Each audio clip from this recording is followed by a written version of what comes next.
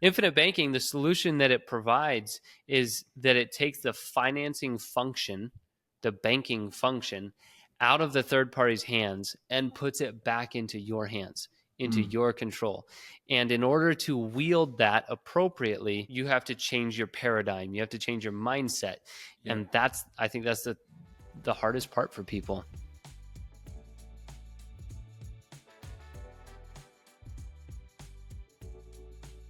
Hey, everybody. Raymond Ward here, another Sound Banking podcast. And I'm here with my good friend Kyle Reese.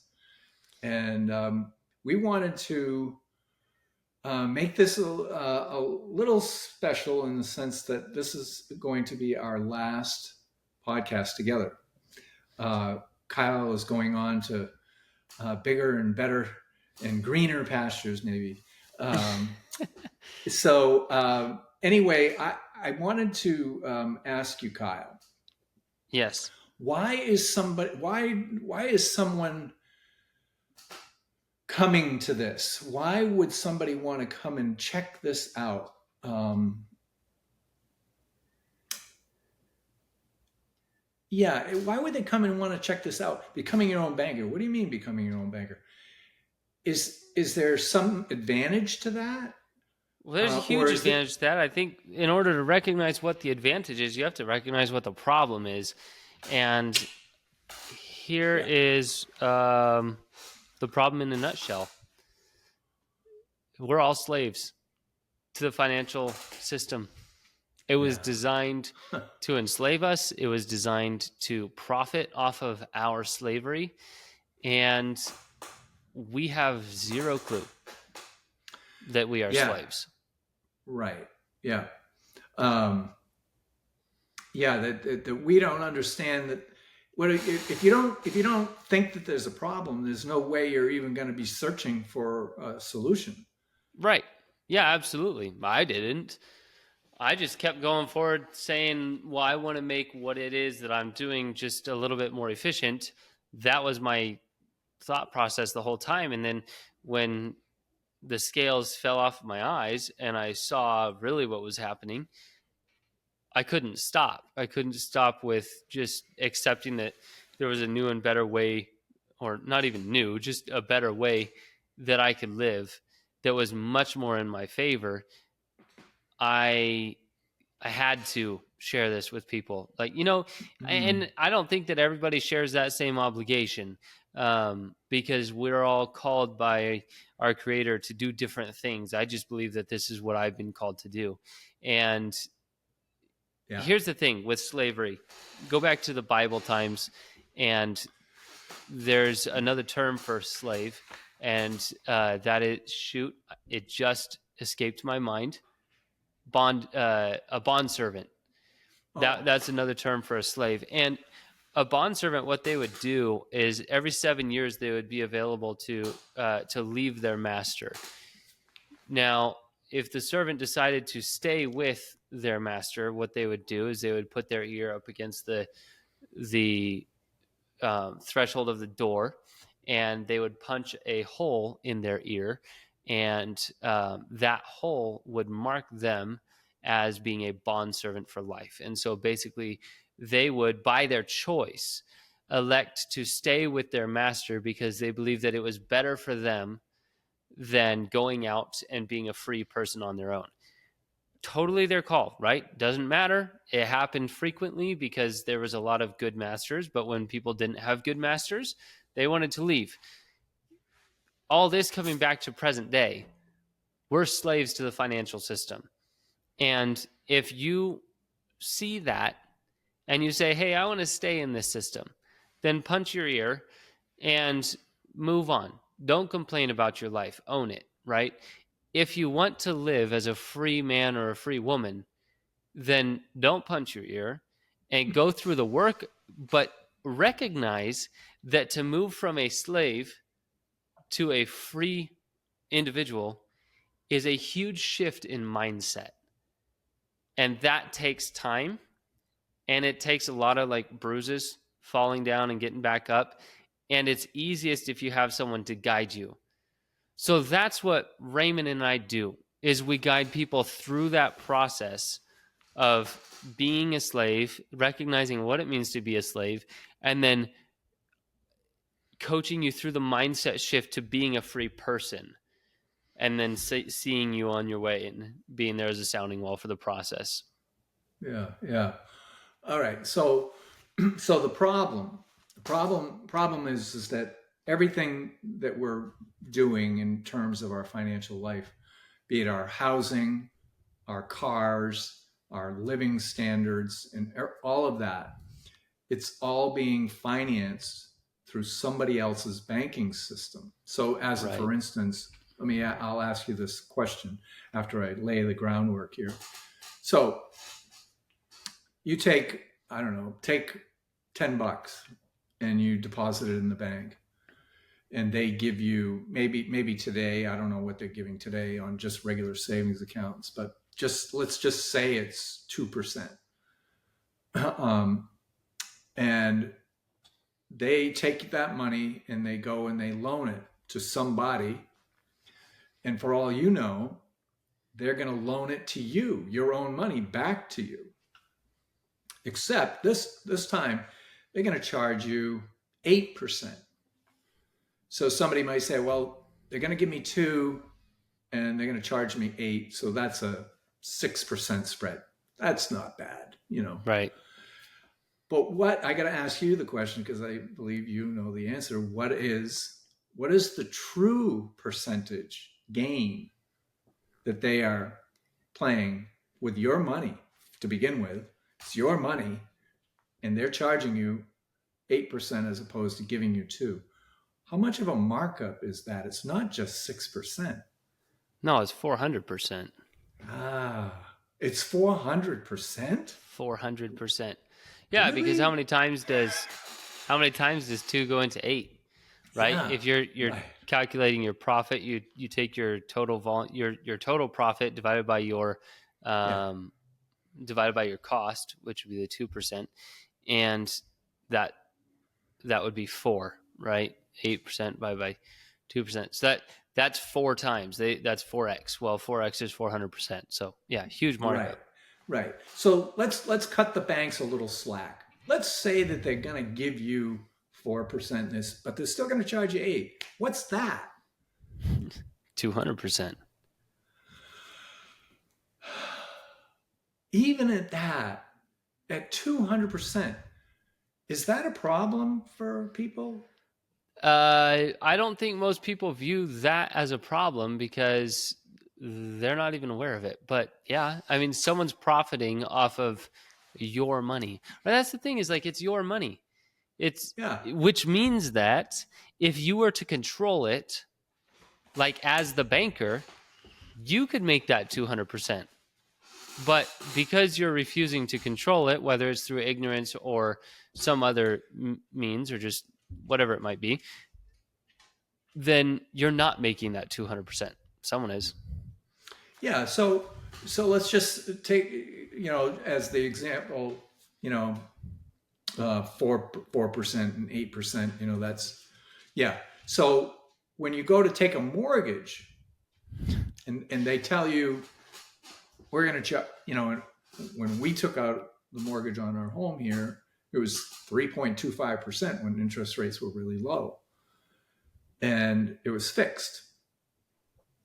But when we went to sign the papers, and you see that you're borrowing, let's just say it was 150, but the accumulated interest was going to be closer to 300,000. They're making $150,000 over the course of 30 years, yes. But every time we send in a payment, what do you think they do with that money? They Do go you think loan it out again. And let's just say they do make 300,000 over the course of 30 years. Yeah, but they're making a significant portion of that in profit alone in the first 8 years. Yeah, because here's the other thing. It's not 3.25%. No. The only time that it's 3.25% is probably in the last 6 months. The last month. Yeah, It's the really, very last month. Yeah. technically it's the last payment, technically. Yeah. Right. So So, that's the funny thing is when I first learned about this, it was before I had purchased a home, and I'm like, oh my gosh, I'm going to blow everybody's mind with this. And so I started telling people about that. And what I realized was everyone knew that. Everyone who's bought a house knows that they're spending 80 to 95% uh, yeah, in the 8 years. 8 years of their mortgage term. They know they're spending that on interest only, Yeah. yet they're not bothered about it. And that's Well, the part that can, like, okay, they've learned to live with it. They're yeah, they've not learned to bothered live with about it. it to the Yeah. degree that they're going to actually go do something about it. They just accept, like, it is what it is. It's like the slaves saying, oh, you know what? They're not going to give us our straw for making bricks. We have to just use the mud and water, the clay, right? Or we have to go get our own straw. We're just going to use the mud and water and do it the way they do it this way, right? You just accept what it is because you have no power over them, and Or, it right. Yeah. sucks. Yeah. And so I can appreciate that we have the sense that we don't have any power. We don't have any power because we don't have the understanding of how you can do it yourself. Right. And as we've talked before, there are many different ways you can kind of do it yourself, but it just so happens that whole life dividend paying life insurance with a mutual insurance company is the best place to do it. Yep. And and so and I want to clarify too.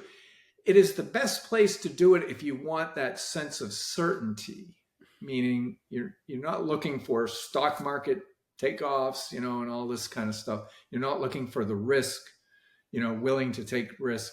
In this arena, there's so much certainty in guarantees that Yeah. you don't find anywhere else. If you're wanting to do something riskier, you can certainly do that. There's oodles of things you can do Yeah. There's a ton of different ways.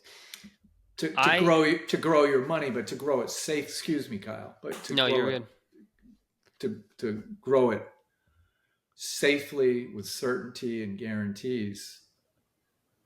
So anyway, And access. and access, yeah, yeah, That's Yeah. It's like a lot of people will pick something that they have growth with safety and guarantees and all this other kind of stuff, for way down the line in the future for retirement or whatnot. But they'll just kind of skip that part about access because, one, they don't trust themselves. Two, they don't know that it's available. Three, there's less guarantees when something is accessible. All these, and the list goes on. The problem is when you lock your funds up for a future date, you're not solving any problems today. And the problems today are the problems that'll dramatically negatively impact you in the future. And that is that we finance everything that we buy. And if you're financing everything that you buy through someone else's banking system, yeah, between now and the next 30 years, you have lost all of that potential growth on your money that could have set you up for the future. Instead, you just decide to save away a little bit that will be ready for you in the future. And you don't even know what your future lifestyle looks like. You don't know what the future taxes look like. We don't know what any of that stuff looks like. So infinite banking, the solution that it provides is that it takes the financing function, the banking function, out of the third party's hands and puts it back into your hands, into your control. And in order to wield that appropriately, you have to change your paradigm. You have to change your mindset. yeah, And I think that's the hardest part for people. yeah, yeah. To think about their thinking. Could Mm-hmm. I be wrong about this? About that there is no other way other than signing on the dotted line and paying twice what you're borrowing for your mortgage. Yeah. Can I change that way of thinking And if I can do it with my mortgage, can I do it with my cars?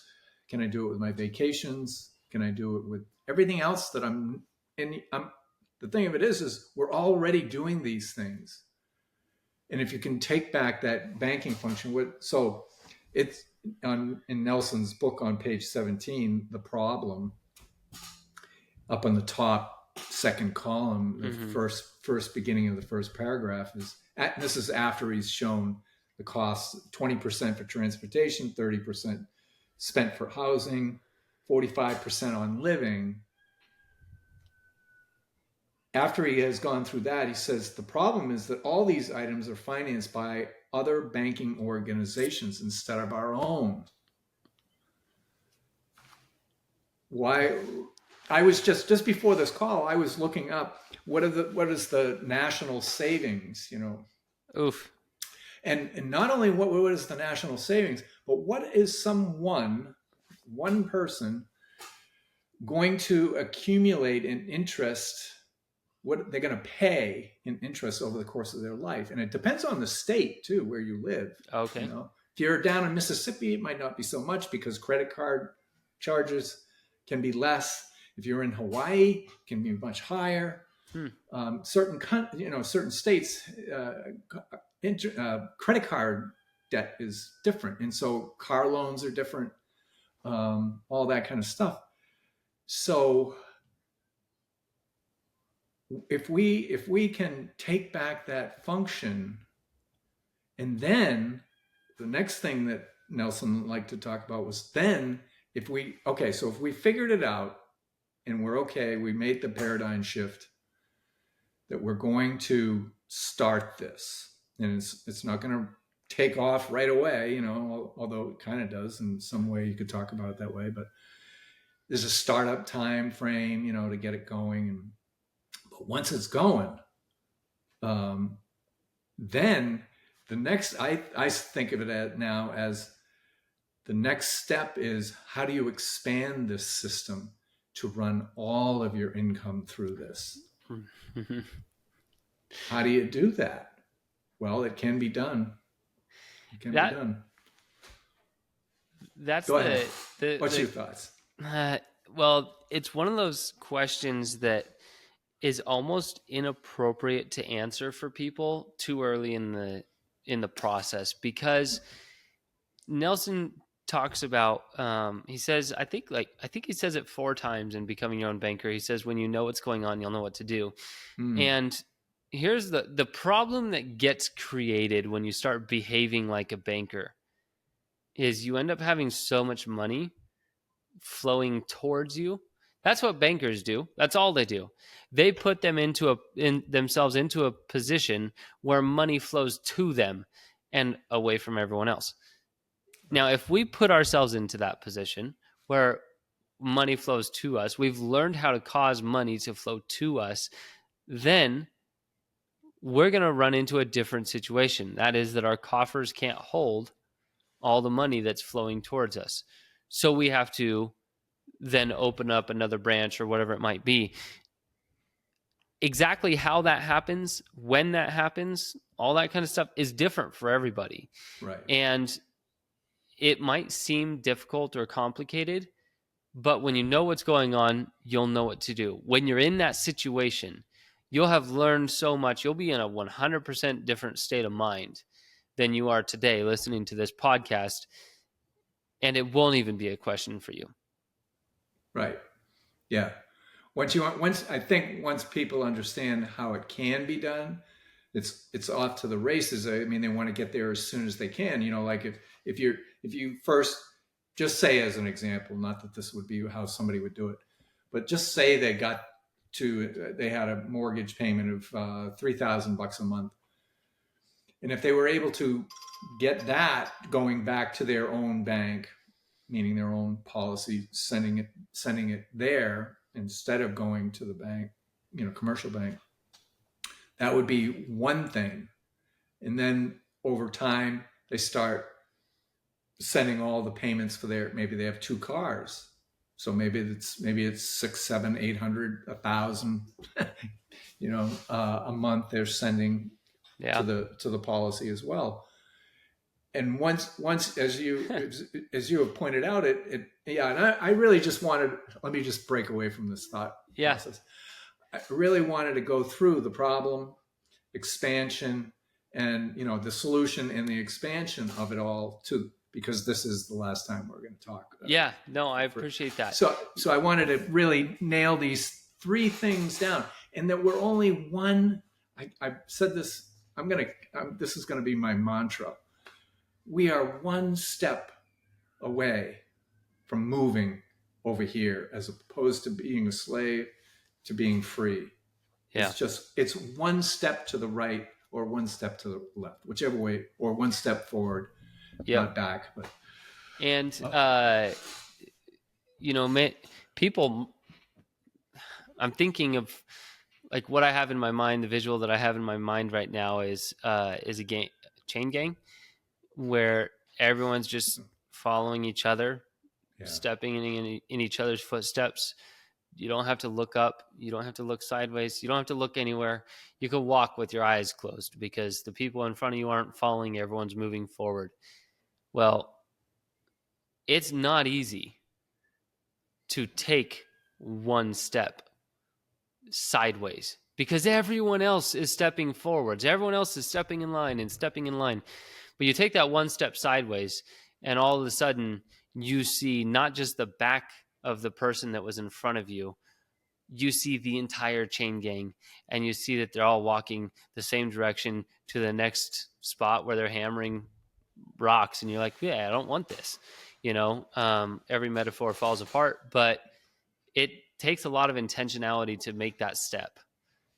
But when you do, you can't unsee what you've seen. Yeah, right. And like you and I were talking just before we started recording, and you had said that you and your wife, when you see something as a better way to do something, you say, let's go. Mm-hmm. You don't think about it. And that's real powerful, I think. That a lot of people may see it and still not do anything. They might see it, and then 5 years later they see it again, and they still don't do anything. What is that? What is that? I don't know. That's never been me. Yeah. When phrases like "when you know," when you know, why wait? Phrases like that have been. I've been around that since I was very, very, very young, and so there's never been a question for me. It's like, when you know the right thing to do, like, do you really want to keep doing not the right thing? That just doesn't sit right with me. I think a lot of people have been raised or have surrounded themselves with people that don't feel that way, and they're just like, stay in your comfort zone. By all means, stay in your comfort zone. Please don't ever leave that comfort zone because it's comfortable. And that just wasn't my heritage. So yeah. So we've kind of covered the problem, that the bankers are making hundreds of percentages on our money, when in fact there is a tool that you and I share with folks about how they can be that bank for themselves. And then the beauty of it is once that person understands it and implements it and continues to learn, continues to dig, they have the opportunity to share it with their kids and their grandkids. And that to me is where it's super, super powerful. Yeah. I don't. Can I just paint a quick picture for you, or for our listeners, your listeners now? Let's just say you're saving $1,000 a month, putting aside $1,000 a month, and you're super happy with that. Most people are like, 300, whatever. You're saving $1,000 a month, and you're super excited. But you've also, for the last, 6 months, been building this this banking system through infinite banking, and you've got some capital in there, and you decide to finance your own 2 vehicles rather than paying the bank for them. So you pay off the bank loan early, and you get whatever benefits might come with that, and you possess the ownership now, and you, rather than paying $1,000 a month for the 2 vehicles to the banking system, you're Oh, now yeah. paying yourself back $1,100 a month because of being an honest banker. Okay, so what's happened? That extra $100 a month, from the instead of the 1,000 going to the third party banks, you're now paying yourself 1,100. That extra 100 might be coming out of what you were setting aside for the savings account, but instead of now only saving $1,000 a month, you're saving $2,000 a month, because you're putting 900 in your own savings, and now $1,100 is coming back to your own banking system, all because you took possession of the banking function.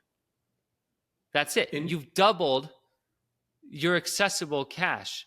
On a monthly basis, you're doubling your accessible cash just by financing 2 of your vehicles. yeah. That And is, there is so much power in that, and it happens so fast. You can't stay in the financial situation that you are right now. A year from now, you're going to look back and you'll be shocked at how different it is, how much better it is. right. Yeah. And it continues to get more and more efficient over Yeah. the years that pass. And every next thing that you finance is more cash flow coming back to you. It's not more expense. It's not more negative. It's not more icky feelings. It's more cash flow coming back to your power. Right. And, Few and people have that problem. And then when you get to the point where you've built, and again, I'm going to just reiterate that we're doing this anyway. We're buying cars anyway. Yeah, that's a good point. So why not put it through our banking system instead of somebody else's? And capture that interest, as you say. But so the problem, the solution, and then the expansion of multiple, because eventually you're going to have so much cash going into it that you're going to have to expand and start other policies, or as you and Nelson, you mentioned earlier, Nelson, you would say another branch or another grocery store, however you want to talk about it. And so you can eventually get to the point, and I know you said, yeah, people can't imagine that, but I guess because this is the final, I just wanted to show the whole scope of it, from Yeah, right. That's great. problem, solution, and expansion, how everything in your life can be run through these things eventually. Now, he did say that it could take 17 to 20 years, but it all depends on how much you save, how quickly you can make that shift. But again, your point is well taken at the very beginning, talking about having to change your paradigm. Yeah. And it all depends on the individual, because there's some people who say, hey, I want to try to see if I could behave like a banker. And okay, yeah, sweet. Well, I'll set up a policy. And they set up a, $12,000 a year policy. Really not, I'm just speaking for the average person. It's not a whole lot of money that they're going to be putting into this thing, or maybe they want to do 6,000 a year. Like it's very small. You can only finance small things with this in the early years.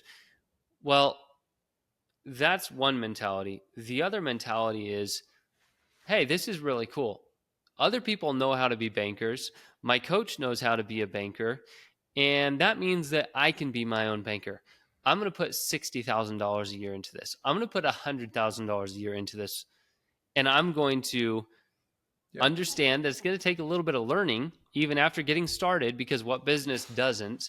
But it's just any other business. I have the capacity to run a successful business. I'm going to go do this. So you open a branch of your first branch of your banking business, $100,000 a year you put into it to capitalize it, and you start you start moving that money, oh man, you're gonna be growing much faster than your twin who put 12,000 in per year, Right. Yeah. because you're owning Right. it at that different level. Yeah. And so expansion comes very, very fast for those individuals, as opposed to the folks who dip their toe in the water. It's a little slower. Yeah. Yeah. Yeah. And so when somebody builds up one of these policies or multiple policies, and they they have their cars, they have their home or homes, they have their vacations, and they have all this stuff, but they still have a lot of money just sitting in these policies. Oh, say it's 10, 15 years later. Could be sooner, could be later. Yeah. But just say they're sitting there they have maybe three or four or five, six policies and a lot of capital sitting there after they've paid for all the necessities and all their enjoyment. What do you think somebody could do with Oh man, live comfortably till they die, that? if nothing else. Yeah, that. Yeah, that would be very sweet, very nice to do that. But I the when I so I'll answer the question Yeah, yeah. unless you've got. No, go for it. I mean, that's the first thing I think about when people set these things up, and they want to know that they're going to have enough money to live out the rest of their days in a Yeah. healthy and enjoyable manner. I mean, there's a lot of other things you could do, but what's on your mind? Well, what I'm thinking, if I let me think of my younger self. If I was say in my mid 30s and I had found out about this when I was in my early 20s, and I had six policies, and I was having a ball, and I in my mid 30s I wouldn't be thinking about uh, retirement in any fashion. I would be thinking, oh, it'd be really cool maybe to own a car wash, or it'd be really Oh cool yeah. to own a laundromat that's just a cash machine, kind of thing. Um, maybe I'd like to buy a racehorse, and see if I can make some money like that. Just invest. My point was, I guess, but the thing that I think about is when you have that kind of capital sitting around, there are so many things that you could do with it to expand it even further.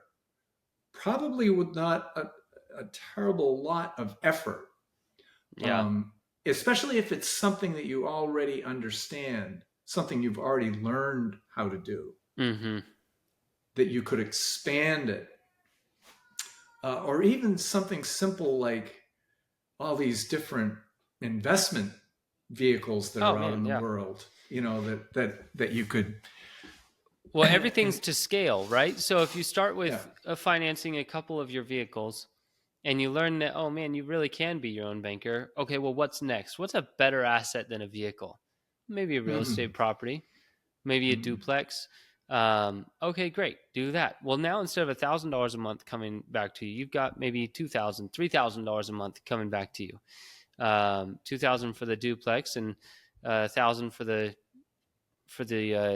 vehicles. So Mm-hmm. now you've got cash flow of $3,000. Then you say, okay, well, what's next? What's better than a duplex? Maybe you're really good in the car wash industry. Maybe you have family in the car wash industry, and you want to get some of those or get a laundromat or whatever it might be. And you start cash flowing a lot more. And you're not even looking at $3,000 a month anymore. You're looking at Yeah. $8,000 a month or Yeah. $10,000 a month. And you've now created a healthy, sustainable lifestyle for yourself. You don't even have to work anymore.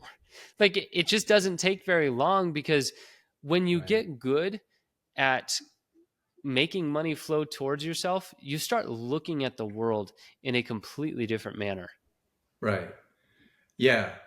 I think one other thing that I don't want to miss is that when you have that kind of capital flowing, you can be a lot more charitable as That's a good well. point. Yeah. Like I really love this guy that started this. I'll just make a plug for him here, charitywater.org. Hmm. Um, Yeah, it's just a great organization going around. He's one of many, but I like this guy. And he goes around the globe digging wells and cleaning water for these kids that are, the water that they're drinking is, they shouldn't be drinking it because it kills them. Yeah.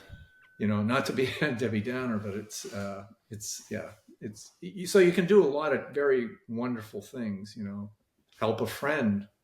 Who Yeah. knows? Yeah, no, Anyway. it's amazing what you can do when you have the money, and I will say that I know this because I've literally been I've borrowed money to live, and I have done I've had nothing because of business failures and stuff like that. Um, so I know how little you can do when you don't have money, Mm, and the money's starting to come in, and I'm seeing how much it can be a blessing to people around me. yeah. You just keep working that up to scale, and it's beautiful. I didn't Yeah. even need Yeah. to say that because the charity water says it all. But Mm, yeah, that you yeah. go through that yourself personally, and It's it pretty changes your cool. mindset. Yeah. Yeah. So Raymond, Yeah. it's been what, 26 episodes, I believe. This is the 26th. What is what's one of your favorite things that's happened so far in the podcast? Um, well, I'll say two things. The obvious was to spend time with you. I That was appreciate great. that. The second is that I have gotten more clarity around a couple of things through you, and that's wonderful too. I learned some things that I wouldn't have learned otherwise, and like we've talked about, we continue to dig. We continue to dig to learn more about how to think about this and how to know about this Hmm. and how it can work and how it does work. Um, because IBC infinite. There's so many different ways that people are coming at this, and I learned some other things from you that I wouldn't have learned otherwise if we weren't doing this. Well, I can echo that, Raymond. I feel like I have really enjoyed being on the podcast with you, having that chemistry, talking about things that I don't talk about with other people, being able to share this with other people. It's been fun. It's been and challenging. Like I've Mm, dug into the becoming your own banker book in a way that I haven't dug into it in the past. That's been really cool.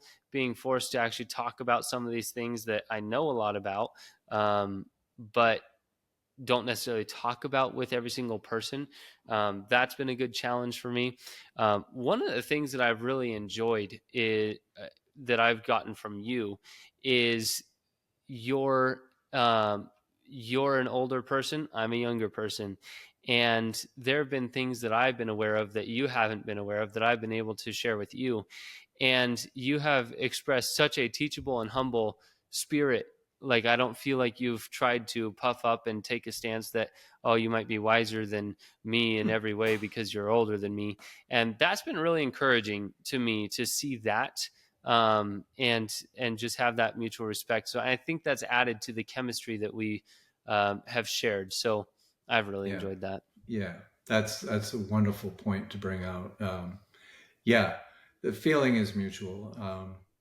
Age age is just age. Somebody, I love it when people say, well, I've got 30 years of experience in such and such, and I say, well, is that really 30 years of experience, or is that 1 year repeated 30 times? So Yeah. I'll tell you, I repeated years over and over on certain things.